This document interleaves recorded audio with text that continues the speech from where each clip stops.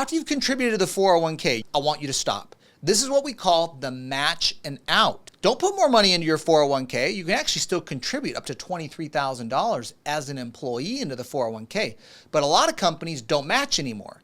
So we want you to get the match and get out of the company 401k because I'm not getting a double return on my money. And the downside of putting more money into the 401k is I can only invest in the crappy ETFs and mutual funds that they have. Your investment options are limited and the fees on a 401k are very high. The average small business 401k fee to an individual is between 1 and 1.5%.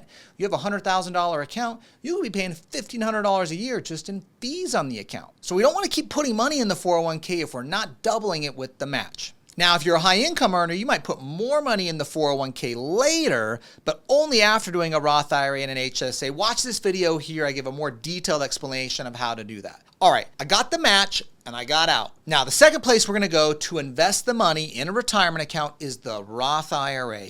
You can put $7,000 a year into the Roth IRA. Now, again, when I put that money in, remember, these are Roth dollars. I don't get a tax deduction, but that money is growing and coming out totally tax-free later on in retirement. Now, the nice thing about a Roth IRA is I actually have access to that money. Let's say I did this for 10 years and I put in 7 years of contributions into a Roth IRA and it has $70,000 of contributions, maybe investment gains of $50K, so it's worth a total of $120,000. Now, you can actually access that Roth IRA before you're 59 and a half. The contributions you put into a Roth IRA, that $70,000, $7,000 over 10 years, I can pull out whenever I want. I can pull that out at 35, at 45. That doesn't have to be a hardship or any reason. You can pull the money out of the Roth IRA, the contributions you put in, whenever you want. So I like the flexibility of the Roth IRA because that money is more accessible to me. Maybe I need it in my 30s, 40s, or 50s,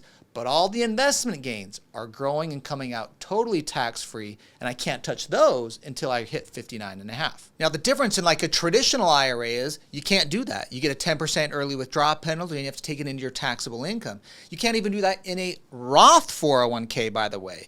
You can take a loan from the 401k, but then you got to pay it back over 5 years. You got to pay interest. That can work sometimes, but the best strategy to have access to your money for any emergency or early retirement or any other big expenditure, starting a business, buying a home, whatever it may be, is the Roth IRA because the contributions and the money I put in to invest, I can take out whenever I want, no tax, no penalty. That is unique to a Roth IRA.